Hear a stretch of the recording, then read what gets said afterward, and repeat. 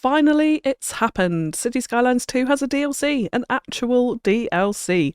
The very long, extremely long awaited Bridges and Ports DLC releases on Wednesday the 29th of October, and believe it or not, it's not all just Bridges and Ports. So today I'm collaborating with Paradox Interactive to bring you 10 reasons why you are going to love this DLC, and you'll probably want to stay tuned to the end, as the last one is something I've personally been longing for since the day the game released, and trust me, you will not be disappointed. Oh, and if you enjoy this video, give that like button a little tickle, and if you're new to the channel and love detailed, realistic city builds, hit that subscribe button to get notified for the next video, where I'll be updating my entire city with the new goodies on offer. Okay, let's dive in. So, of course, number one had to be ferries. I can't even begin to count how many times I've said ferry, until we get ferries across the last couple of years. This has been the biggest thing I've been excited about getting my hands on in my current Philadelphia build series. You could say I'm very excited. Of course, we could replicate the effect with the cruise terminals previously, but those massive ships just don't provide the visuals I'm looking for as a detailer. So now we have the much more refined, smaller ferry model, which I personally quite like. It's quite modern. I'd love to see a variety of different ferry models eventually. Asset editor. But I'm super pleased with the model that we got from this DLC. We also have access to 3 different ferry stops, one that can be straight up plopped along a shoreline, complete with its own piers. Really like this model, very nicely detailed, doesn't need much doing to it, and it works pretty well in the vanilla game. We also have a smaller, almost bus stop-like model, which can be added to existing quays. More on that later on. And this one I'd probably want to add a few of my own buildings around to flesh it out a little bit more, but it provides the opportunity to customise, which in my eyes is a massive bonus. So I'm incredibly pleased that we have this option in the game. And finally, we have a ferry terminal, where you need to draw out the piers in whatever fashion you like, and provides opportunities for a potentially massive ferry hub. Now, I don't like this one as much as the other ferry stops. I feel like in the vanilla game in particular, it's really hard to integrate into the shoreline just because of the design of it.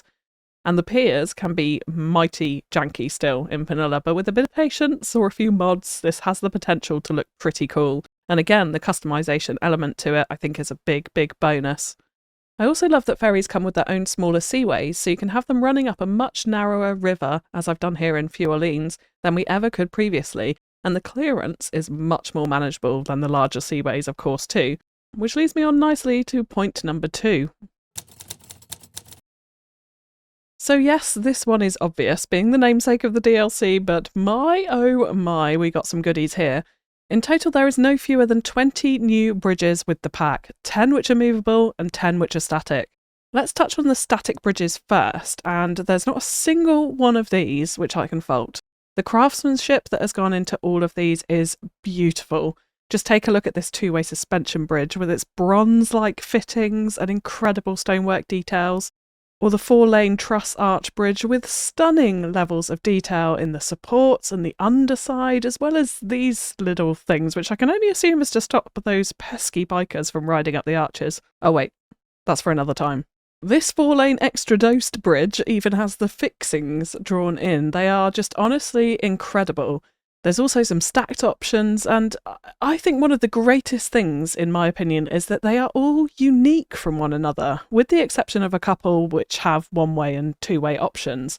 But they're all different, and it doesn't stop at roads. We have a new pedestrian bridge and a new subway bridge to add in too. And then if we move on to the movable bridges, we have a further 10 new models added to the game, including a variety of drawbridges and lift bridges. This also includes 2 new pedestrian options again, plus subway, train and tram. Not to mention the 4-lane highway double train track double-decked lift bridge. What a mouthful. This is truly something to get excited for. The options here are endless, and again, no one model is the same as another, so we can really make our cities feel unique and alive with this huge variety of options. The other benefit of the movable bridges too is that you can use them without the draw or lift functionality. You just simply place them in like any other bridge, and then when or if you do want to add a seaway underneath, you can do this and the bridge automatically converts, as long as you've got the right clearance.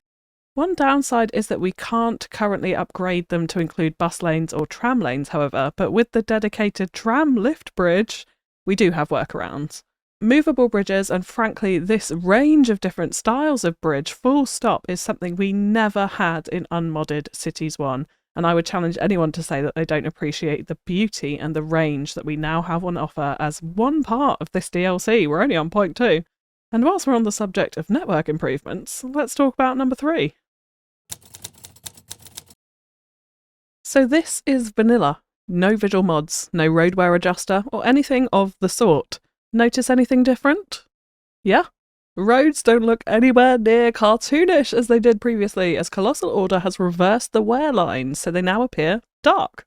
Okay, so this one could be like Marmite. I've seen extensive arguments over whether roadwear does actually lighten or darken a surface, and it appears both are true in reality, depending on the surface in question. But for me, this looks so much more visually improved to the point I will be ditching my roadwear adjusting mods and going back to a vanilla road look. Well, there will still be decals, don't worry, I'm not going full vanilla anytime soon. And yes, this is part of the free base game update, nothing to do with the DLC, so all of you out there are going to see your roads looking quite different when you next load in. For me, this is another biggie. Okay, it may be a tiny part of a pretty extensive, in my eyes at least, DLC, but we have actual proper, real-looking lighthouses. One tiny snag, they are non-functional, so don't expect to see lights flashing or the occasional beach ship anytime soon. That would have been nice to add to complement the car crashes, but they do add a certain something to our shorelines. No more repurposing of various different water towers needed, we got the real things. So there's 4 models in the game which are all parks, so people will visit, huge plus, but they'll need some form of road connection, minor downside. As a detailer, I'd love a prop version too, so that you could place them on a rocky outcrop only reachable by small boat, or something to that extent. Of course, it's very likely we'll have a static ploppable version of it on PDX mods after not very long, so modded players won't have this issue. But I definitely feel like that would have been a nice thing to have, is at least one prop lighthouse in addition to these 4. But I'm not complaining, because lighthouses are the cream of the crop when it comes to adding just that tiny little bit of extra personality to a shoreline in my eyes. So I'm super, super pleased that we do have these as part of this DLC. But whilst we're on the subject of parks, in addition to the lighthouses, the DLC comes with 9 new extra parks, and Colossal Order, in my opinion, have stepped up their game on these. We have actual animations on the Ferris wheels, which is an improvement over all other animations in the game, quite frankly, and the prop and surface placement is much, much, much nicer than the OG parks we had on the game release. I don't see any random tiny boulders plopped all over the place anymore. Parks are all themed around waterfront leisure, as you might expect, offering 3 different cafe or eatery style parks. All 3 of these are really nicely done. I love how they've designed the space. I think they'll fit into various different areas of your city very well. Not necessarily just waterfront, but it could be on the side of a city centre larger park, for example, as well. And there's also 6 more theme park styled parks. So we've got a couple of Ferris wheels, a few carousels, a haunted house. Could you cobble together the semblance of a theme park now? Likely not in vanilla because of the road issue with parks, but we're getting a step closer with these assets, that's for sure. And again, they are so nicely done. The surface work is brilliant, the prop work is brilliant, and a big improvement from what we've had previously. So in terms of better bulldozing loads of stuff off these, you probably would want to do if you're going to customize it. But actually from a vanilla standpoint, they look really good. And before we move on, I just want to point out, with these 9 parks and the 4 lighthouses, how many parks we actually have in City Skylines 2 now. Now, I know we don't have Park Life and the customizable park function, a little bit more on that later on as well, but we have considerably more ploppable parks than we ever had in the entire life cycle of Cities 1 with all of their DLCs combined now in Cities 2. There is a hell of a lot to choose from, different shapes and sizes. And I think that fact is actually quite easily overlooked. So from a parks perspective, I feel like we're in a really good place after this DLC. So little disclaimer here, I actually don't think this is one of the stars of this DLC. There's so much to unpack across this pack, but I felt this had a spot in my list, as at the end of the day, I'm not one to complain about new assets. And there's a lot to like here too. So as well as bridges and ports and all the other things we talk about in this list, the DLC also adds 2 new waterfront business zoning types, which is commercial, to be clear, not offices, and the 2 types are the European and North American theme variants, but nonetheless we have 42 new buildings in the game. And these all seem to be centred around leisure-based commercials, so lots of what looks like cafes, bars or restaurants with pavement side or even rooftop seating in a few cases. These are nicely done assets with, I think, a bit more personality in the European variants than the North American. Some of these look a little bland, if I'm honest, but the big upside here is that it offers what I think is largely missing in the base game, a real feel of a slight nightlife style area. Paired with the leisure venues content creator pack assets, you could definitely make a viable nightlife style area now, which again, when we're able to theme certain areas of our city this way, it adds so much more personality and story to a city, which just brings the game to life. It's kind of funny to think about how badly I've missed fishing industry from Cities 1 when I was thinking about actually how late into the life cycle this was added. But 2 years into Cities 2, we now have fishing in the game. The big win for me here is the element of not only having giant ships in our waterways. A realistic waterside city is always going to see smaller commercial boats in the waters, and we now have that with the new fishing boat models. It is such a pleasure to me to see these scuttling around the waters. And the way they function is nicely different to Cities 1 too. So we now create fishing areas and connect our fishing ports to these areas using the narrow seaways, which can be shared with ferries. And there's two types, which is the biggest win of them all: fishing areas and fishing farms. The areas do not spawn sub-buildings. Boats just gather there to fish from the open sea, whereas the fish farms do spawn nets and the such like in the area you designate. This is huge. I wish all industries were like this, so you at least had the option of random greenhouses spawning in a vegetable field or not. Plus, the fish farm nets which spawn in randomly are actually really nice assets, and it doesn't look super weird them being in the middle of the water, especially seeing as you can choose where this is. So all in all, I think this part of the DLC is really, really well done. The fishing boat models are also really great. There's a larger boat and a smaller one, which again just adds that variety the game sorely needs. I also like the customizability of the fishing port buildings themselves, where you can shape out the piers however you like. However, I would have loved to have seen something smaller and simpler on this front. More akin to the simple ferry stop we looked at earlier, where you can plop it onto an existing quay and it's just something small and simple. Asset editor when?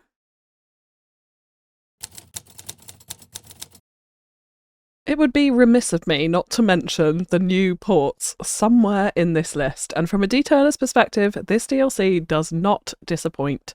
So yes, there may still be some simulation issues and the depth of management required may not be all that, even with the production tab updates. Make of that what you will. But what I love most about the addition of these modular ports is how you can seamlessly slot together a variety of assets in whatever formation you like to create something truly bespoke. No one port would ever be the same as another. You could build a tiny port, a great whopping huge mega project, or even completely repurpose it into something entirely different. A goods hub, a cargo train yard, or simply a secure warehouse on the edge of your city. The assets in this DLC are really pretty versatile for any industrial area you may be creating. Plus there's also 3 new storage yards to play with without needing the port entrance placed. They're all pretty significant structures, however, so I'd love to see some smaller takes on these in future, but the prospect of what could be to come from this functionality is what excites me the most. I can imagine slotting together industry areas, large parks, huge campuses, even office parks, golf courses, raceways, beaches, water parks, hospital complexes. The list is literally endless. So whilst we have a lot to be excited about with the introduction of these modular ports, which in my opinion isn't limited to just ports, I think we can expect to see some pretty cool DLCs and content coming using this same functionality in the future. If you followed me from Cities 1 days, you'll know how much I love a spot of key action, and this DLC, as you would expect, doesn't disappoint in that department. We have 7 new keys to use, plus 8 new leisure piers. The new keys are more industrial focused in style versus the keys that were added earlier this year, with more heavy concrete pillars, which I personally love. We have a mixture of small keyed roads, medium roads and pedestrian keys. But the one big thing that I noticed, and perhaps I'm so used to playing modded that this was updated earlier this year, I'm not sure, but adding keys to your waterfronts is about 1,000 times easier than it was when the game launched. I'm not getting the constant warnings anymore, and although they can still show a bit of jank, it appears to be far less than it ever was before. So new models and a better user experience equals a big tick from me. The new leisure piers are also a great addition. One of the biggest things I've been begging for with the piers is to have ones without barriers, so you can make a more realistic style marina without people having to climb over fences to get to their boats. And thankfully, this is now possible with this concrete variant at least. Although still, if I'm asking for things, I would have liked to have seen a wooden version without the fences. Perhaps someone will mod that in? But again, like the parks and the bridges, we now have a lot of options in terms of keys and piers so that not every area where you use them in your city has to be exactly the same anymore. A big win, in my opinion. And on the subject of marinas, let's get on to the grand finale. I promised the last point would be the best one, and this won't be the only time I say this, so here it is. We have boat props in the game! Okay, I'll chill and say I'm slightly disappointed it's only 2 models, but I can finally fill my empty marinas with yachts and sailing boats. We'll just have to pretend that there's only 1 model ever made of each, and that our city has banned any other companies from competing for boat sales. I haven't tested it yet, but I'm hopeful Recolor will work on these just to get a tiny bit of variation in there. That being said, we have boat props in the game! And yes, these are available in vanilla, oddly, in my opinion, in the nature props menu. But it doesn't stop there. There's also new fishing crates, nets and rope props, which, whilst tiny, as a micro detailer, I absolutely adore the level of detail that has gone into these. And for those who play with Find It enabled, there's also fishing boat props too, all 3 models, plus oil tankers and the ferry model.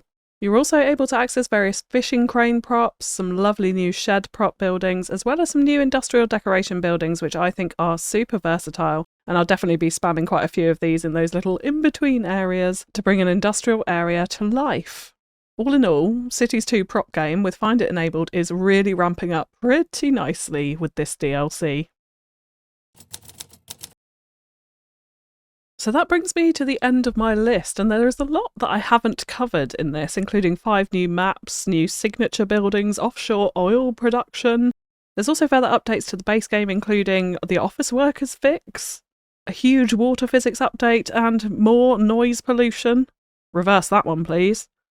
But there is a lot to be excited for in this DLC. I think the wait has been worth it, and now I'm counting down the hours until the mods are all updated and I can dive in and completely revamp Philadelphia's waterfronts. So don't forget to subscribe if you haven't already, so you can see how I put all of these new functions to use in a heavily detailed yet functional way. And if you enjoyed today's video, hit that like button and enjoy the new Bridges and Ports DLC out on Wednesday 29th of October. Check it out via my link in the pinned comment below, but that is all from me for now, so I'll catch you again next time. Bye bye!